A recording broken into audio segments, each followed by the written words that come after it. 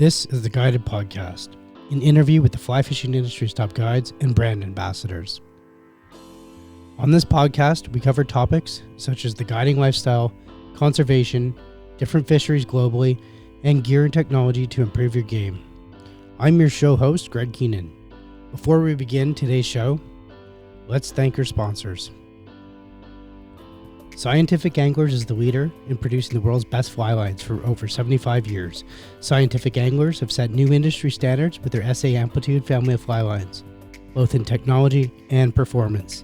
See the difference for yourself today at scientificanglers.com. Show your show support and follow us on Instagram at Fly Fishing Insider Podcast. Now let's begin.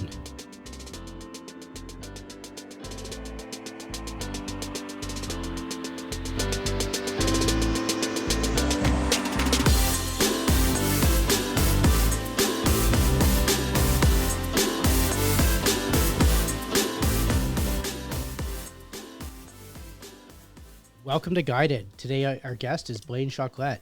Blane, welcome to the show.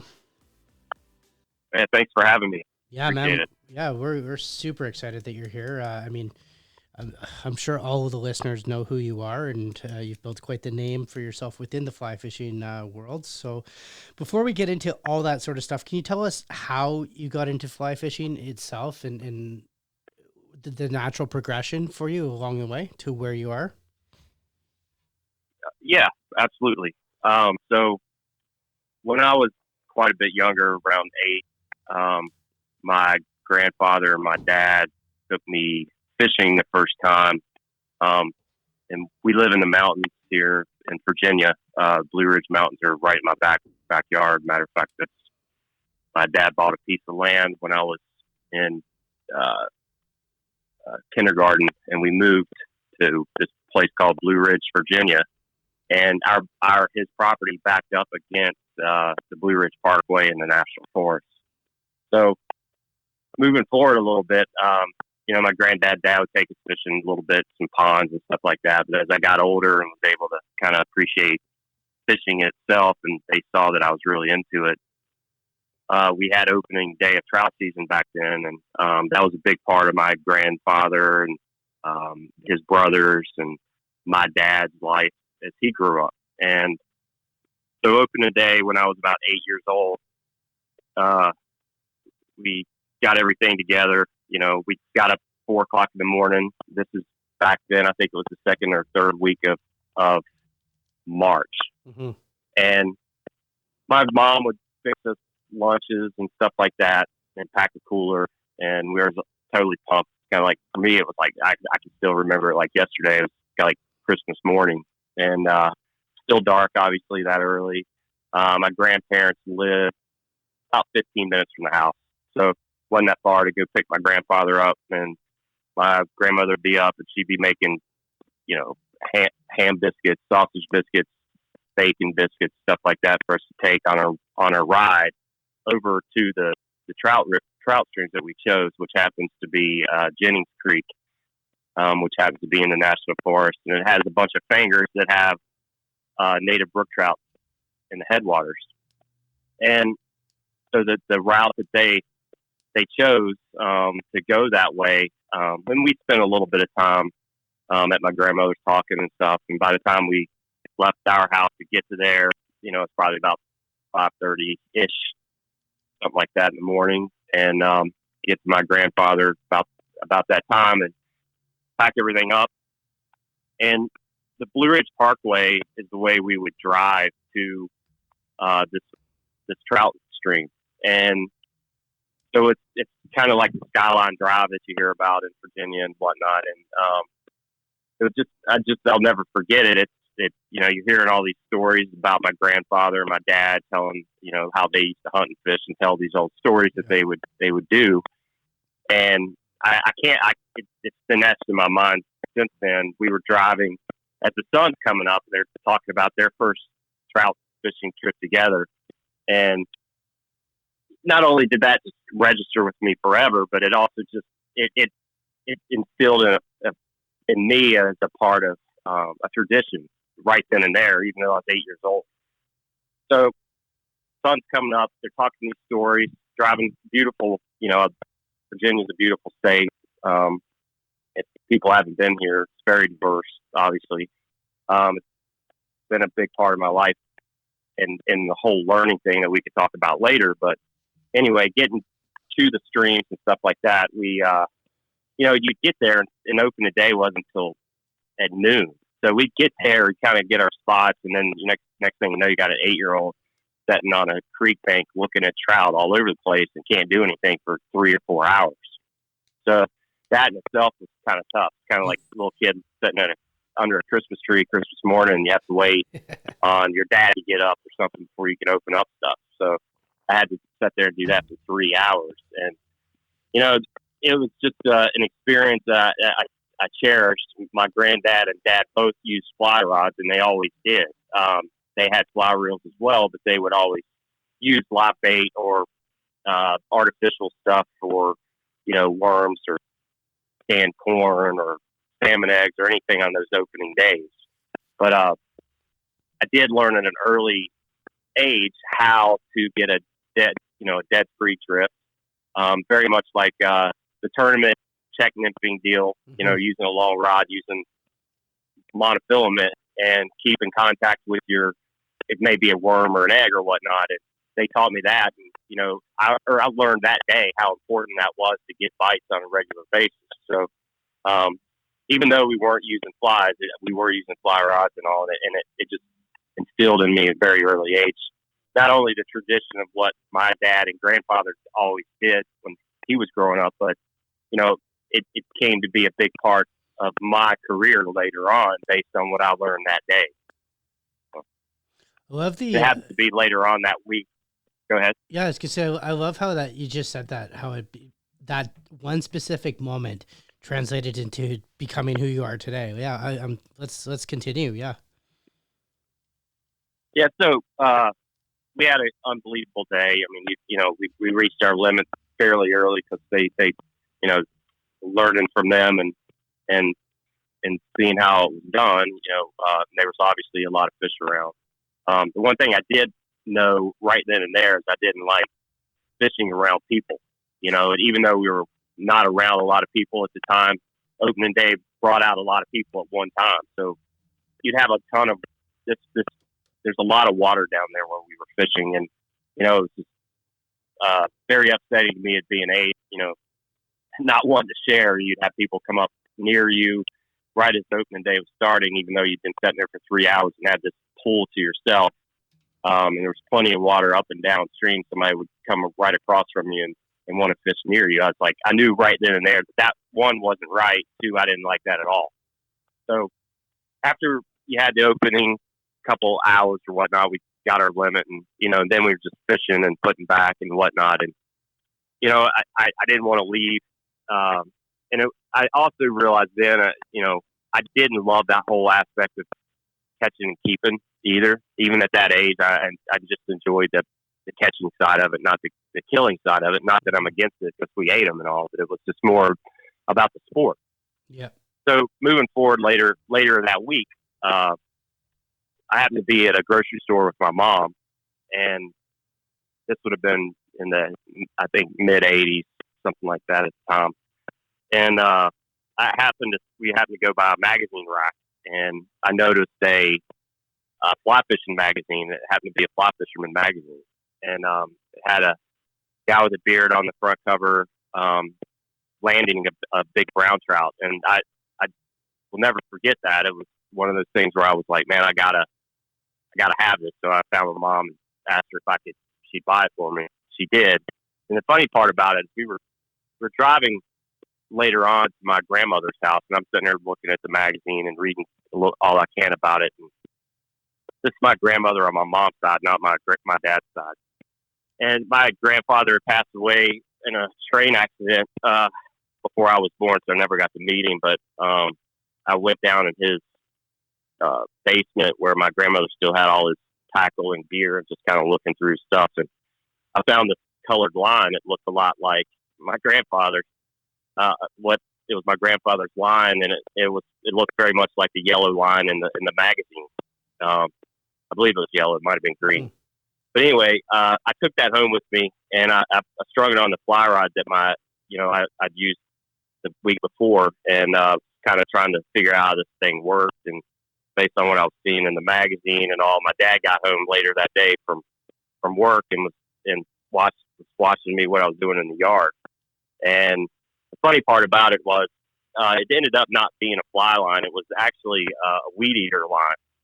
And my dad was laughing at me. He's like, dude, he goes, what are you doing? I'm like, I'm trying to fly cast. He goes, so that's one, you need a fly line. That's weed eater line. So, that's kind of a funny story about all that. But it showed him at that point how serious I was about it. And then that Christmas, I got my first fly line, a good fly reel, and a true fly rod, and actually a fly tying kit. So at 9 years old, that's basically my journey into fly fishing and fly tying and all that. And I have an art background. I mean, I was blessed to be able to draw and paint well, and that really translated into being able to, fortunately, be able to tie flies well too. So I was able to pick up tying pretty quick in an early age, and learned early on too, in looking at the books that we got that came with the kit, that I may not have the materials that they were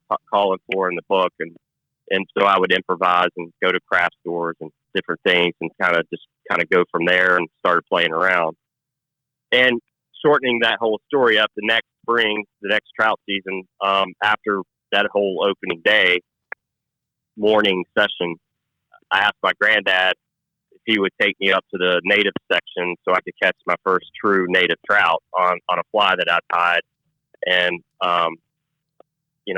be able to really do it, because I was still using bait stuff down there, because they kept telling me that this fish came from hatcheries. They don't really know what a fly is, so if you really want to do it, I'll take you. So at lunch, he took me up there, and I caught my first true fly rod caught fish on a fly that I tied. It's pretty rough, but it did work.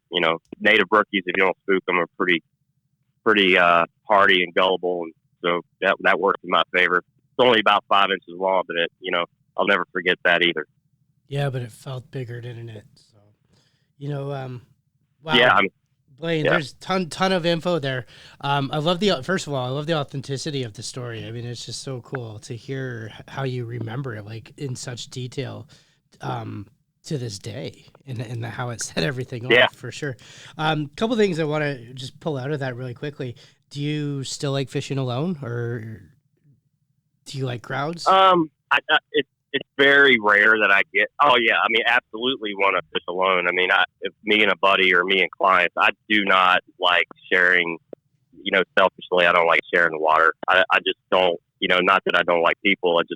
I always look at being outside hunting or fishing, whether either one that I may be doing, it's a solitary sport or something shared with a small group of people. I just don't like seeing other boats out there. And to me, that's etiquette of fishing too. Is you see somebody around you kind of give them their space, and that's how I feel about it. And I am right there with you, buddy, for sure. I think most true anglers probably most are, but it's always a few that don't. So, I want to shift. You mentioned something about clients and whatnot. So you operate a guiding company.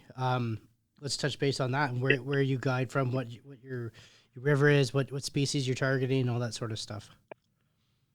Yeah. So, I've been guiding now for 29 years. In Virginia, in a little town called Troutville, Virginia, is where I'm based and live. No more than 10 minutes from Blue Ridge, where I grew up. And I never, I've traveled all over, and I've always wanted to come back here. There was never a time where I felt like I didn't want to come back to Virginia, because we have such a diverse fishery. We have native brook trout, we have wild rainbows and browns, we have spring creeks, we have tailwaters for trout. We have some of the best warm water fishing there is in the country. Smallmouth bass, growing up and until recent years, was, in my opinion, some of the best smallmouth bass fishing on the planet.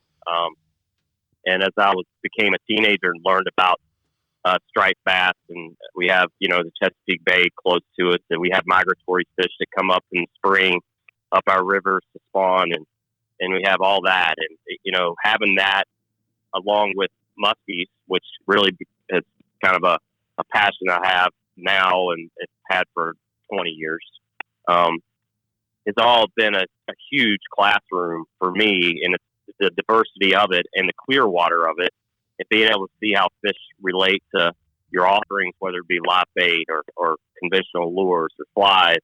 All has taught me so much about what I know now, and has allowed me to be able to do what I do because of what I see how these fish interact with what I throw at them. And it doesn't matter if it's a fly or if it's live bait. They all have a reaction, whether it be positive or negative.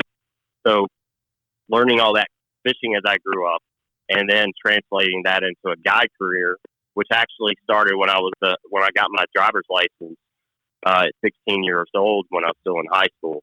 I would go up to the Jackson River, which is a tailwater about an hour from me, and started, fishing up there. I was very fortunate, and I continue to be very fortunate in my life to have met some amazing mentors and friends that have taught me a lot. When I was 15 years old, I went up to the Jackson River. I called my mom in to take me up there. It was in the wintertime, and I met these two gentlemen. After watching them catch fish after fish after fish, I walked up to them.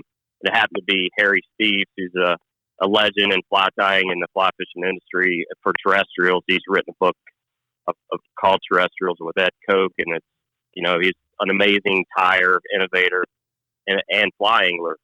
But his friend that was with him was Steve Heiner, and Steve was an aquatic entomologist at Virginia Tech. He's retired now, but I walked right up to him. I caught two or three fish. Obviously, those guys caught 50 apiece at least. And Obviously, I knew I wasn't doing it right. I'd been fly fishing, for at least 5-6 years at that time. So, but my whole background at that point was, and this is getting a long story, but my whole backstory on that is it taught me at an early age how important flies are, and how that's kind of ran my life and my career forward. So Heiner, instead of them telling me what they were using, he had some of his equipment from Virginia Tech with him, and he gave me some alcohol to put the insects in these vials. And he also gave me a book that day called Mccaffrey's Guide to Aquatic Entomology. And he said, take these vials, collect the bugs that you see on the rocks down by the stream. He goes, you tied? And I go, yeah. So we'll take that home, try to match what you're seeing here. Like, okay. So I go down to the rocks and pick the rocks up, and it was immediate, 1,000%. There was one particular food source that these fish were keying in on, because you pick up a rock and it was literally moving with these little worm-like larvae. Yeah. And it happened to be a fly called a black fly larva. And reading that book, that book was great because it was a college text, but it gave fly fishing anecdotes. So it talked the biologic part. It talked about where they live, how they live, their life cycles, when they hatch, how they hatch, all that kind of stuff, which was very enlightening, especially when you take that to the tying part and then fishing aspect. So black fly larva, a quick etymology history, is they will be a larva, right? Start as an egg, and then all right, we'll just start with the larva stage. Mm-hmm. The larva stage looks like a bowling pin. So they have a fat section that narrows, and then they have the head is a little bit more of a bowl. So anyway, I read in there that a black fly larva will, when disturbed in a stream, will suspend on a silken thread. So they'll hang in the current until they find a new place to live. Or so they'll sit there and hover in the current, yeah, and they're very vulnerable to fish. So that I was like, okay, well, all right, that's important. And the other part is when they pupate, they fill themselves up in this pupal shuck, and they actually will pupate underwater, and they become adults underwater. And when they're ready to emerge, which happened to be in the wintertime, they would cut their way out of that shuck, and then they would emerge. And then and then rise to the surface in an air bubble. So immediately, I was like, okay, that's very important as well. So the funny thing was, having that art background at an early age, it was one of these things where I was like, all right, these girls at that time, they were taking these little tiny glass beads and putting them on pins and wearing them as earrings, hair bands, putting them on their tennis shoes, using them across the laces, and they would have all these colors.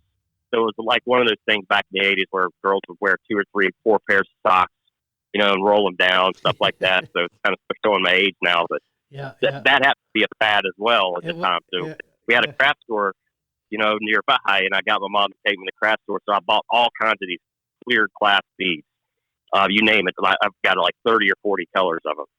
So I took them home and I made these black fly larva adults that would be rising air bubbles that had all these different larvae. And I decided I was going to tie the larva on, and then 2 foot behind that, 18 inches behind that, do a drop to that pupa. And you could dead drift it and then swing it and do whatever. So you have all these different phenomena that trout would normally see. So that next weekend, I taught my mom to take me back up there to the stream, and Harry and Steve were there.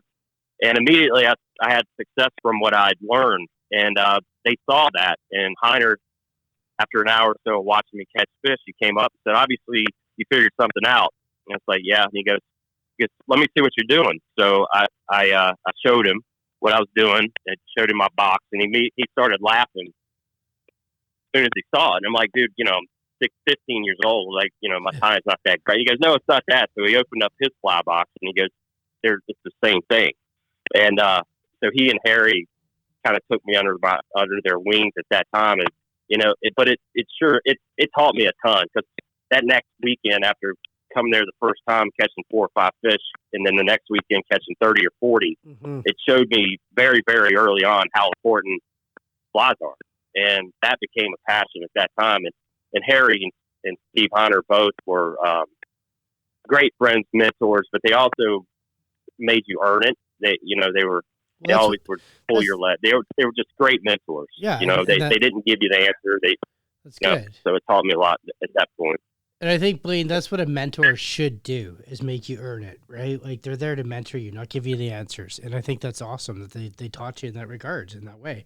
So, hey, I want to shift. Like, we're talking flies, and I do want to shift to, obviously, the game changer here. And I know you created that fly, and that's probably what your most notorious fly that you've created. That's known, I'd probably say, worldwide. Talk about that. Tell me what was the idea behind it, the concept, why you went into that sort of fly pattern, and what species you're targeting with, usually targeting with that fly. Yeah, well, that's another long story, because people that know me know I try not to be cocky, and I never want to come across that way.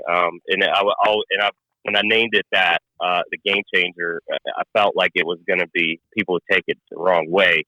I called it that because it was years of development, and it finally came to a point where it was doing exactly what I wanted it to do. And a friend of mine said, man, that's a game changer. And I'm like, yeah, I know. I mean, trust me, I've been trying to design something that would look and swim like a real fish for years. And he said, well, that's what you should call it. And I'm like, I went back and forth with it, and that's finally what we decided to call it. But long story short, with that fly is, as a guide and an angler, that I always never want to look through. Larry Dahlberg has been a big inspiration in my life, and I learned from him, and just in watching Flip Pallet, I saw where they had no problem using lures and fly. It makes you a much more well-rounded angler. It teaches you fish behavior. And for me, as a fly designer and guide, I feel very strongly that I need to be well-rounded and know all aspects of fishing to be able to truly understand the fish that I'm targeting. And knowing that by observing how lures work and how fish react to it, it's pretty obvious at the time that the flies just didn't have that action that some of these lures would have. Not taken away from any great designer that came before me or anything like that. It's just in my arena, and seeing how these are landlocked fish mostly, and they get fished quite a bit, and they see lures and baits and flies on a regular basis. They're not fish that migrate out, and they may not see anything, and then all of a sudden they come across a lure or a fly, and then they're gullible. These fish that I'm targeting on a daily basis are getting hit by multiple anglers, and they have been for years. So when I would take an angler that would bring a friend that may not fly fish, it was putting on soft plastics or hard baits or whatnot, and knowing that those lures are going to have the action built into them, where the angler, whether they were experienced or not, were going to catch fish because of the way those lures were designed. Mm-hmm. Fly, obviously, it's like the traditional bow and arrow. You have to make it all happen. You have to make the cast. You have to be able to cast it well.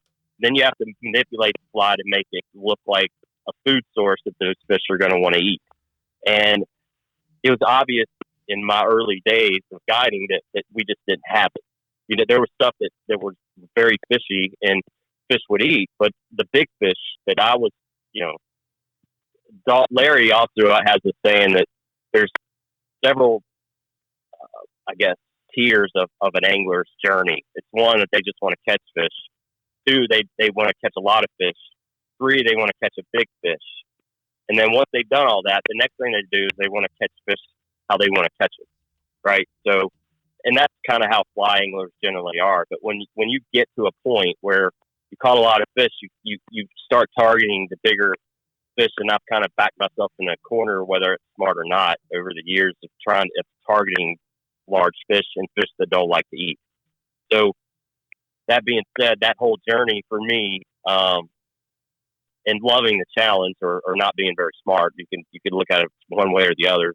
I do enjoy the challenge of trying to take the smartest and largest of the fish species, no matter what it is, and fooling them. And to me, that's ultimate, and why I do what I do, and why I still guide and didn't get a regular job and make more money. This is fly fishing industry, small, not a lot of money. Very blessed to be able to make it my career, but it's financially, it's probably not the smartest move. But long story short, that fly became an obsession for me, because I would see how those lures would work, and you tweak something and you would get these little feedbacks. Because I do fish in a lot of clear water, I could see how fish would react positively or negatively to what I was making and designing and then casting to them. And so you just build these little things. You get these little, especially muskies. That's another thing we can talk about later. But smallmouth bass has been an unbelievable teacher to me on how fish respond, because smallmouth can be very picky as they get bigger, but they also, if you do it right, they will eat, and they eat really good. So it was a great teaching tool. And then we had all these different other, brown trout in tailwaters and in spring creeks, and then having striped bass fisheries nearby. So I had all these different classrooms to learn from. So I just took all of that kind of stuff and put it together, long story short, and created this fly that not only looks, but it has that three-dimensional profile, that realistic swimming action, and that injured look to it, depending on how you strip it. So, I went back to the drawing board after many failed attempts. What makes the fish swim? One is their fins, two is their muscle, three is their vertebrae. So I can easily put a feather here and there to make fins, but that's not going to make it swim necessarily like a real three-dimensional swimming action, like a real fish, a serpentine action. Yeah. The muscle you can't create in the fly itself. The muscle is how we manipulate the fly in the water by stripping it through the water. The main thing is their vertebrae. So I started looking at some of these swim baits and stuff like that, and these multi-articulated swim baits, looking at some of the soft plastics and seeing their designs, and started playing around with wire, inventing wire to make these little small vertebrae or shanks and putting material on them.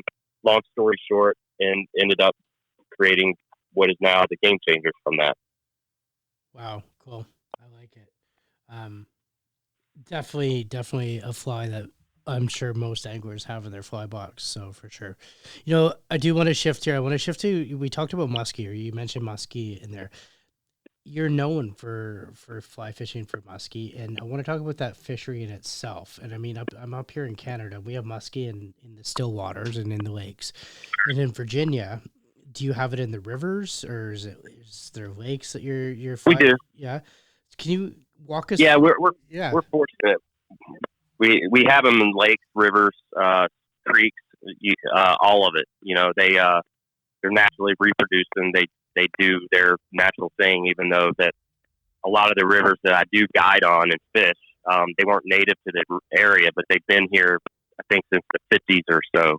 60s, I could be wrong, but they've been here since I've been alive. And didn't mean to interrupt you. I don't know if you had anything else to add.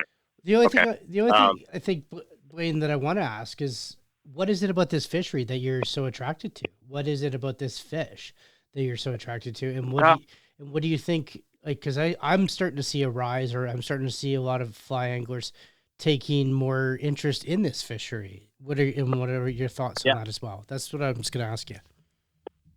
Well, yeah. So, always, I'm always going to go back to people that have inspired me or mentored me or whatnot. And I don't know what it's been in my life and how I've been so lucky to have all these people I grew up reading about and watching on TV and get to know and become friends with. I've been unbelievably blessed to have that. But Larry Dahlberg had a show until recent years. He's retired now. It's called The Hunt for Big Fish. And Larry, I've been around a lot of people, but Larry is the most fishy person I've ever been around. And watching this one particular show, he was targeting muskies on a fly. And, I knew we had muskies in our rivers here. And I'd seen muskies. I'd had muskies bite off bass when we were fighting them. And so I was like, man, I was already totally into that because they're big. And watching his show and watching him feed muskies with a fly, I'm like, I've got to do that. So I pretty much late teens and whatnot kind of was focused on trying to figure out how to catch those fish on a fly. We could catch them on lures. Mm-hmm. I had a good buddy that could catch them on lures. And later on, as I started a fly shop and was guiding smallmouth, he would meet me after guided trips, and we would go musky fishing for the last couple hours of daylight. And he would give me opportunities at trying to catch them with fly, and then 99% of the time back then in those early days, I wouldn't catch one. I might get a follow, might get an eat every once in a while, whatnot. And I knew where these fish were just by being on the water. And he would give me the first crack at it, first hour or so, and then I'd be my turn to row, and I'd put him on him. It wouldn't take him 10 minutes to get one in the boat. And I'm like, man, there's something about these lures that these flies aren't creating those triggers that make these fish want to eat. And that being said, I mean, that's another part to that game changer. Mm-hmm. Muskies are known for the fish of 10,000 casts. And I love that. I love a challenge. I love, and being a tyer and learning that whole lesson early on the Jackson River with Steve Hunter and Harry Steve taught me that it can be done. I just have to put the time in to learn it. And again, I'm, maybe not the smartest guy in the world, but I'm pretty stubborn. And I had that set my goal. And, there was another guy that very fortunate to meet in my career named Bob Popovich, who in my mind is the greatest fly tyer of all time and innovator. Created this hollow fly, created the style of reverse tying. And as I started learning about that, some of those, the big thing about that fly is it creates profile and it holds a big shape. And a lot of flies would snake out, and you just didn't have that presence in the water that would make muskies want to feed on them. Yeah. There are certain times where muskies want to eat small baits. Don't get me wrong, but day in and day out, elephants do eat peanuts, but if you throw a steak out there or a peanut, most likely you're going to get a predator to eat the steak first. Of course. Right. Yeah. So, it takes a lot of peanuts to get yourself full. And part of what makes muskies such a hard fish to catch is no matter where you put them in an environment, they're going to be the apex predator. They are so good at doing what they do. They don't have to eat every day like a lot of fish. They eat a big meal a lot of times, and they'll go digest it much like a snake would, and may not eat for another couple days, depending on how big a food source that fish ate that day before. So that being said, you're already behind the 8 ball there. So you're fishing to a fish that doesn't have to eat. They eat when they want to. So, we could talk forever about all the things I've learned about visuals and triggers and the biologic makeup of fish and how I incorporate that into flies and guiding and how I even approach a fish in the first place, even in the boat or even before I even get on the water. I've researched them. I see what their biologic makeup is. What are their triggering factors? Like a muskie, for example. Fish with teeth and big mouths and long bodies, barracuda, king mackerel, pike. They're built for short bursts of speed, very fast. And those teeth are designed to grab and maim or cut in half. So showing profile in a bait, a lot of profile. You see lures, a lot of musky baits show a lot of profile. The other side of it is they have a very distinct lateral line, so they use that. So vibrations are very important. So you have to have a lot of presence in the water, and that goes back to Bob Popovic's hollow. So I started this whole journey of flies and just making them have the illusion of bulk and wanting to have more presence in the water, whether it be big or small. Having presence in the water, you have to create that. So it was a really interesting time, and it's a journey, and it's always going to be a journey. I mean, I've always been taught once you think you know it all, that's when you stop learning, and I don't ever want to be there. So no, I don't think any of us. And it only takes one day of like every day guiding for muskies is a new day. The day before you may have had a great day, and then that next day, the guy that's coming with you for the first time or hadn't fished with you for the year, they don't care how that day was. All they care about is their day. That's right. So I start every day over being, I always say just being terrible, really. I mean, I have to wake up every day, and have to be on point and have to give everything I know to help this client catch a fish of a lifetime, a fish that doesn't want to eat. And that keeps me motivated for sure. But it's also humbling and frustrating because there are days where you just, no matter what you do, fish don't eat, especially fish like that. So all you can do is put your client in the best position and taking all the years of abuse of catching and not catching and put it all together. And that, to me, is what makes musky fly fishing so cool. And I think that's why a lot of people have kind of really put that on their radar. A lot of people like to get abused by permit. Tarpon is another one of them. Mm-hmm. Yeah. And it's one of those things that it just, that type of angler, it's like, it goes back to that whole thing. You want to catch a lot of fish, and then you want to catch fish how you want to catch it, right? So I think that's the cool thing about muskie. Not only that, they're big, and they look mean, and they just look cool. So and that, to me, is probably why I think muskie fishing is so popular right now. It's definitely not a numbers game. It's putting your big boy pants on every day and knowing you're behind the 8 ball when you get on the boat, but you just got to believe it. You can make it happen and rely on all the years of getting your butt kicked and having the success and kind of put together a program that seems to work. I totally agree. I like how you relate it to permit, and I think I'm going to, being in the Pacific Northwest area, I'm going to relate it to steelhead as well. I mean, all fish of 1,000 casts, all challenging fish. every day they don't need to eat. Yeah, definitely. I mean, it's just really cool. Yeah. The thing with musky fishing, this is where I want to go with this as well, is it's in its own league of fly fishing. I mean, you're doing, if I'm not mistaken, you're doing figure eights as well with the fly rod. Is that correct? Oh yeah. Yes. Yep. You do. And like, Um, and the gear's different as Yep. well. Walk us through a bit of that. Like, what's your setup? Like, I mean, if it's, is the leader system different, or is the lines different? Yeah. Well, yeah. yeah. So as technical as I get in my flies, because that to me is the most important part of it. Because that's what the fish sees. I don't care what you're doing. I mean, the fly, you could spend thousands and thousands of dollars on equipment, but the last thing the fish sees before they eat, they don't care that you have a $1,000 rod, $1,000 reel, or how much you spent to go to that destination, or what your car's like. All they care about is that a food source that I'm going to eat. So the fly is the most important thing.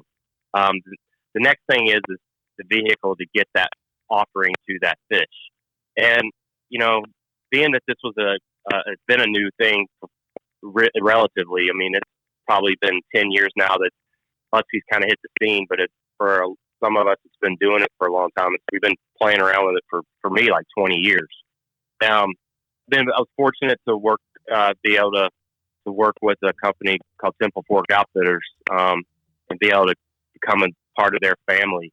And they asked me when I joined them since you love what you love, let's work together and come out with a rod dedicated to throwing big flies, and let's make it work.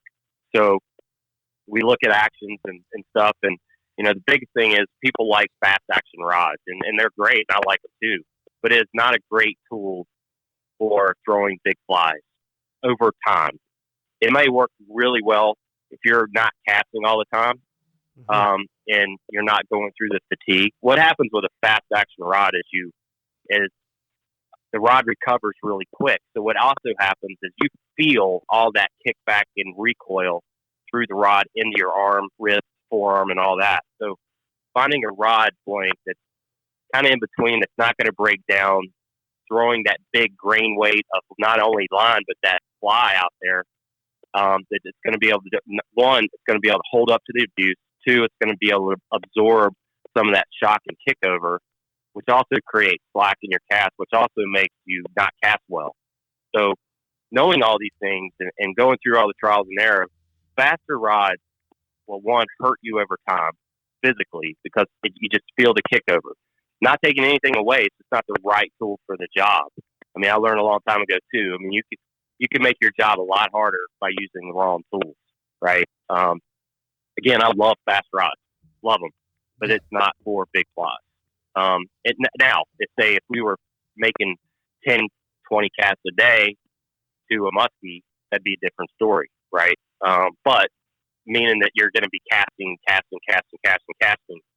the right tool. So matching the right rod with the line to deliver the most important part, that fly, is huge. And I've been fortunate to work with Scientific Angler, with different lines and setups and whatnot, to really play with making not only fishing easier, but making it easier for the average person that can't do it every day. And we've had a lot of conversations here recently about that. And I've had this rod I called the Esox rod with TFO, but something I've been playing with, and you mentioned steelhead, here in the past 2 seasons is, especially this year, I get a lot of people that just not being able to fish very much, and throwing 10 to 15 inch flies, not being able to get it out there far enough to give themselves a realistic shot at a fish. Mm-hmm. So how do you make that better? Yeah, that is a common problem. I totally agree with you on that. Right. So I've been playing around with, and I'm not the first person to do this, but I'm always looking for a better answer. And I want to not only make it easier for my clients, I want to make it easier for me as a guide and a teacher. So I started looking at, the rods I'm using work, and the rods that we have with TFO work for a single hand rod. So I started playing around with 2-hand rods, not only with rods, but spay rods, and playing around and being able to work with SA messing around with different line combinations and sending me different stuff to tweak it. I mean, I've had clients this year alone that the first day they fished with me struggled with a single hand rod, and I tell them about it, and I talk to them about it, and they're like, "Well, yeah, I've done a switch." I'm like, "Great, I'm bringing a couple prototypes tomorrow." End up catching a couple fish the next day, and the difference is we were able to take a tool that works, but for someone that doesn't get to do it much, it made it harder. And then I took a tool that we're talking a 20, 30 foot difference, and it allows them to be in the game easier. And why not do that? And SA has been great about wanting to move the sport forward, whether it be what I'm doing. I know they're always wanting them. In every company I work with is always trying to bring it forward. And there's people always ask me, what lines do I like to use? And line is, I love the rods and reels, but line is the second most important part of the puzzle. You can have the best rod, the best reel, but if you don't have the right line matched to the right fly, you can't deliver it to them properly. Totally agree. And easily. So all of that has all the lines that I use like 5 different lines with SA all the time with musky. There's not one line. I mean, I'll use their Sonar Sync 25 cold quite a bit. That would be my first standard line because it has a clear transition from that 25 foot head to that running line. And that's the sweet spot for anglers to get that head out where that running line meets that rod tip. They'll do 2 off casts to that point, and on the third, that head should be right within a foot or so from that rod tip, and one on the outside of it. And they make 1 back cast, and then they can shoot it 60, 70 feet if you do it properly without it too much effort at all.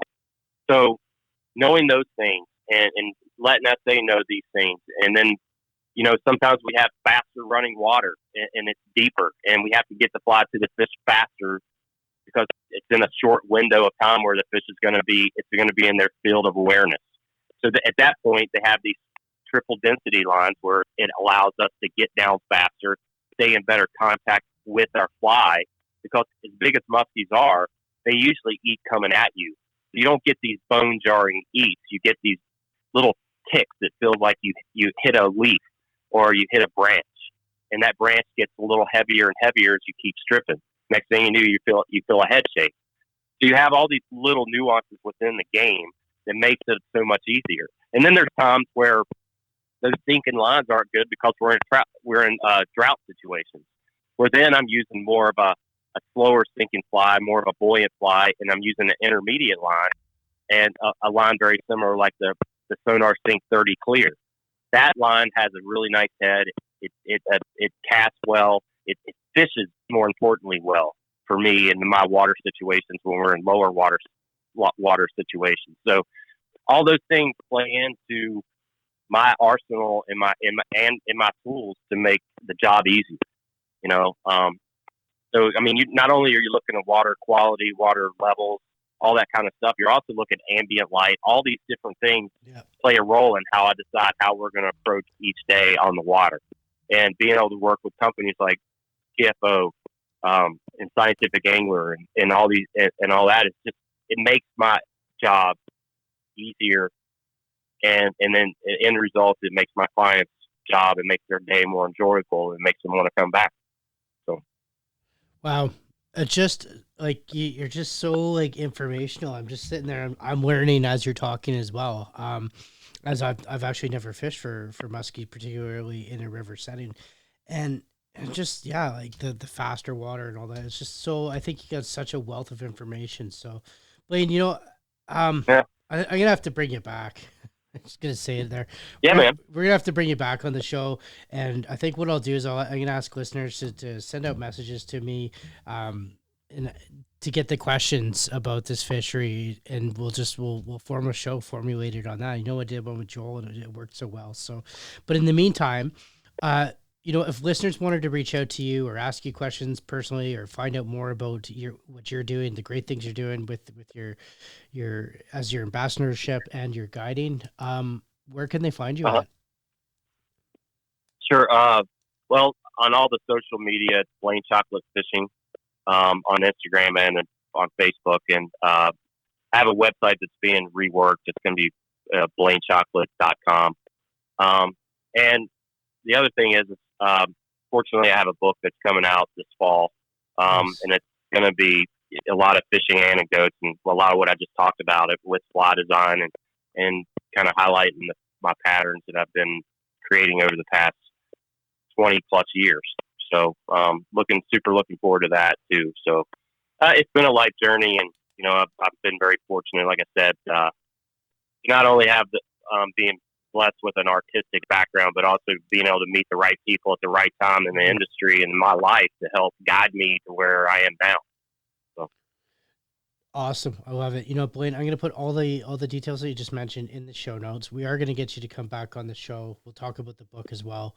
But in the meantime, I definitely want to thank you, and thank you for your time, as well as I want to thank the listeners as well. So, all right. Thanks, guys. Awesome. Thank you. You've been listening to the Guided Podcast, sponsored by Scientific Anglers. If you like this podcast episode, please let us know and leave a review on your favorite podcast listening platform. And remember, subscribe to the Fly Fishing Insider podcast to get even more episodes of both Guided and the Fly Fishing Insider each week. See more at flyfishinginsiderpodcast.com.